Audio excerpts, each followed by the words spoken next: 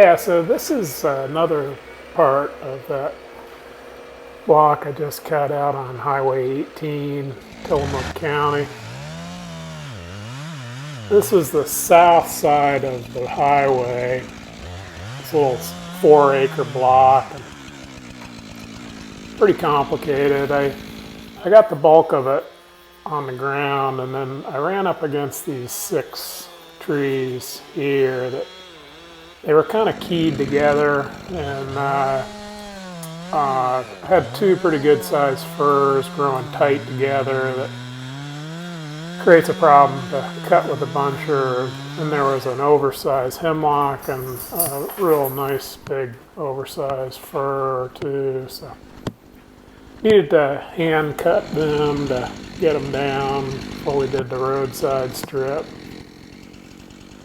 So anyhow, just thought we'd show you this. Always fun to cut some big wood.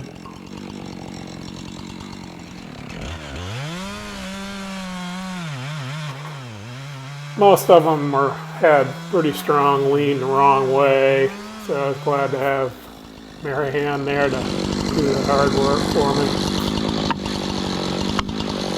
Yeah, I thought it might give me a chance to talk some about cutting oversized or problem trees. That's something that's really all the cutting I do these days. Owen's retired now, so I don't have him to work with on this stuff, so I end up cutting them myself. And I think that's something as a buncher operator, you need to know how to do it. Sometimes you need to get big wood on the ground by yourself.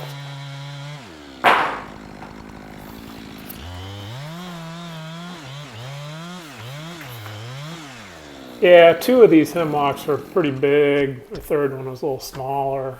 The 2 big ones are pretty conky and they broke. But I saved the third one out. And I did save all 3 of the firs nicely, which is good. They were nice sticks.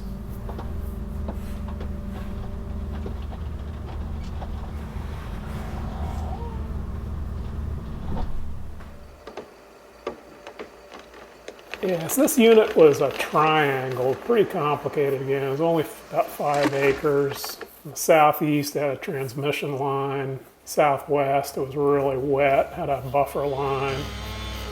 And then to the north was Highway 18 with a standard power line running right against the timber. Really, I only had one way, parallel with the transmission line boundary. So one of the things I want to talk about in handfalling is particularly on problem trees like these, making sure that your undercut lines up right is really critical for the accuracy. And I personally like to have to beat my undercut out. I aim for about maybe a 1/4 inch separating the 2 cuts, and don't bring them together. I feel like if your undercut falls out on your saw, you're either really good or you've overcut your undercut. And since I'm not hand falling much anymore, I'm not really good, so I want to beat that out. And I had pretty good luck on these 6 stems there. They lined up good, which is always satisfying. But you will see there are a couple of them that I'm not happy with it. And, on trees like this where accuracy is of the utmost importance, you'll see I take another slice off the log itself and make sure that those 2 cuts intersect just right. You got full Holden wood across the cut.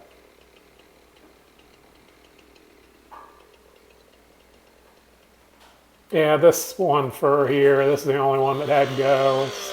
It's always fun to unhook big wood when I got go. I hit my way, saved it out. Yeah, like I said earlier, I mean, these two trees here are going, you can see they're growing close together, and given the lay and the ground and everything I had to deal with, that makes it really difficult. You can't access both stems to cut them with a buncher. And, the six total trees that I'm going to cut today, this shows, you can see they're all kind of keyed in together, so I have to do some kind of maneuvering around to take them out in the order that they need to go.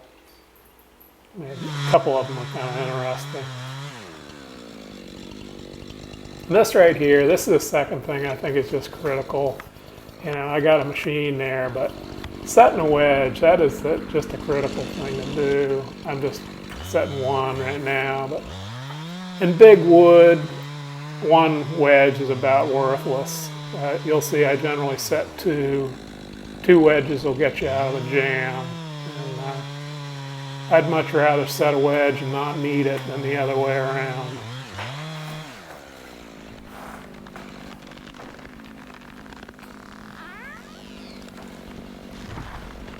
There's a nice stick. Yeah, it's a beautiful day. Florida is cold and clear and calm. That's the most important thing. You can tell from the noise in the background, I'm fairly close to that Highway 18. Like I said, I wanted to get these six down. It takes quite a bit of time. That was kind of a tight little squeeze to get up there to get where I wanted to for this next hemlock.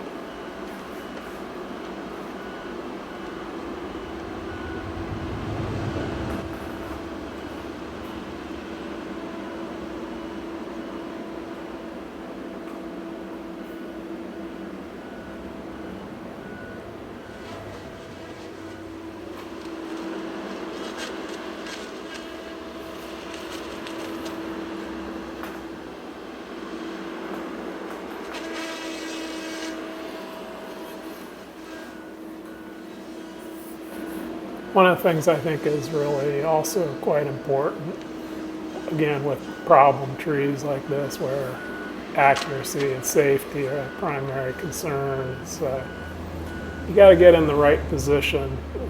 I was just cutting on a unit the other day where there was some boundary wood as a contract piece, and I left them because I couldn't get square behind the trees, and there's just too much at stake. When you got a tree that could do serious damage of one kind or another. In the brush, it's a little different. There's a little leeway there, and you can make it work. But when safety is the primary concern, I just don't want to take any chances. This is where I needed to be, so it took a while to get me there. But there's no problems going to happen as a result.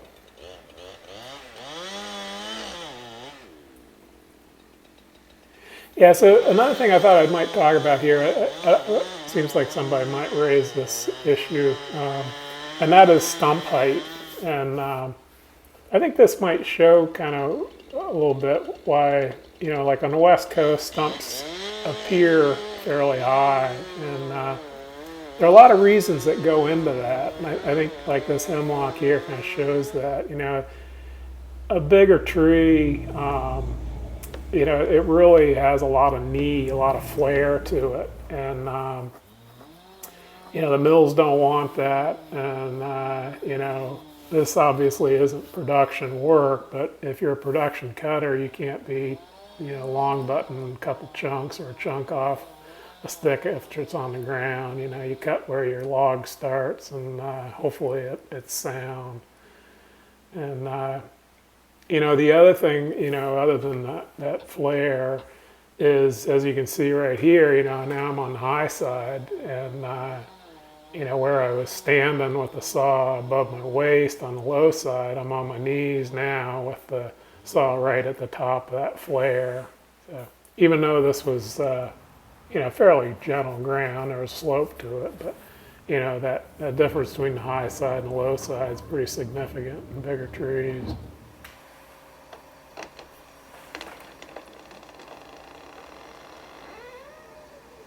Yeah, I love that sound.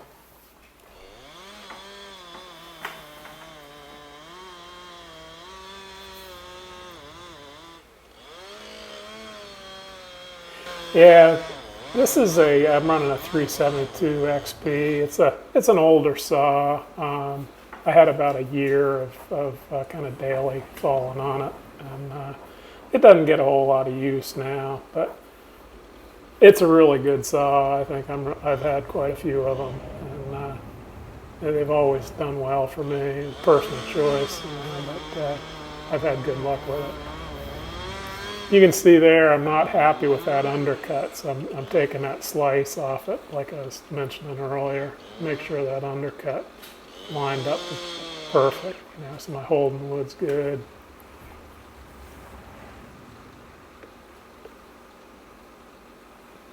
Yeah, if you don't know how much holding wood you have, you can put yourself in a world of hurt. That's for sure. I think that's the most critical thing about falling, for accuracy and safety.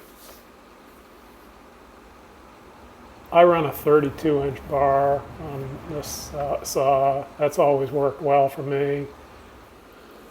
You can cut a hell of a tree with that. I bored out a 9-footer once with it and put it on the ground.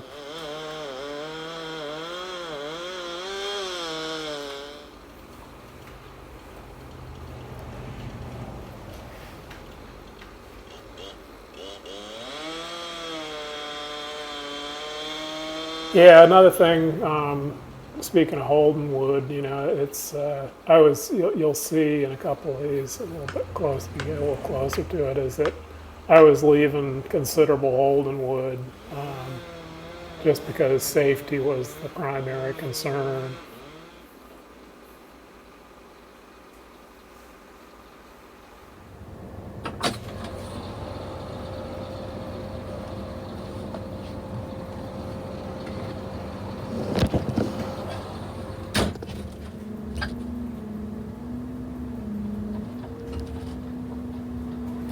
Yeah, it's interesting. This unit, it ran something over 30,000 the acre, and this piece here, was a smaller block. Like I said, the northern piece,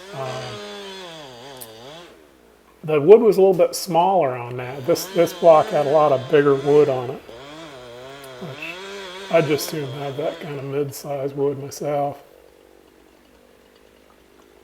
But like this stick here, this is a dandy. You can see again also the reason for that higher stump. That I'm putting in my first cut on the undercut there. It's up around my shoulders from the low side, and but there is that considerable flare there that I'm having to cut above. So I think a responsible cutter, they're looking for that, retaining that scale as best they can. But I just wanted to make the point that there are reasons that the stumps seem so high.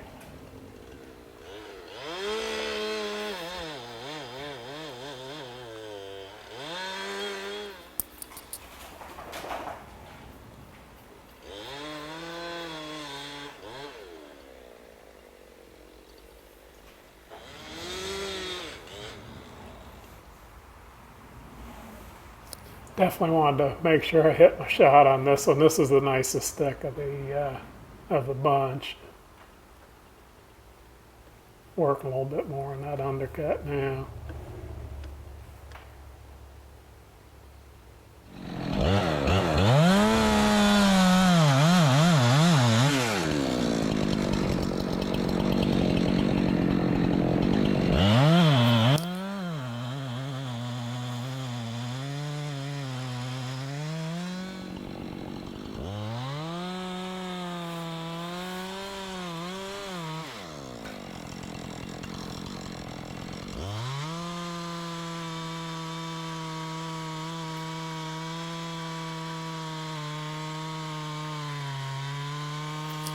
Yeah, my saw was my chain was hungry today. I feel kind of bad about it. I hate a hungry chain.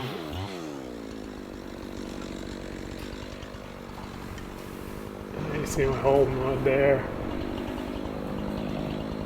I have a tendency to give it one lick too many on the rakers there. It's a little bit wood dull now, so it's cutting nicely.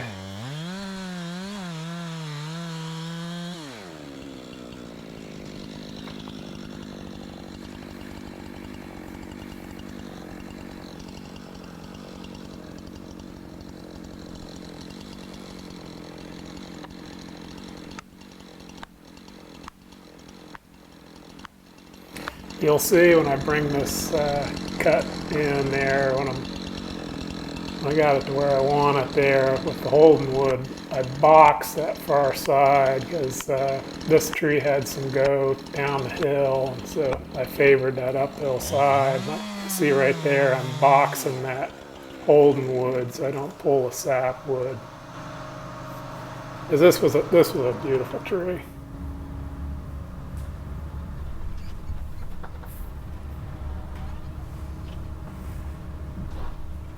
Yes, sir.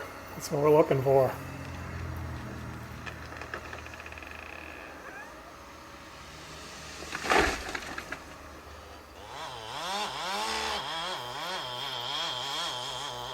Yeah, so this is the last one here. It's a kind of mid-sized hemlock. This one opened up pretty sound, and I saved it.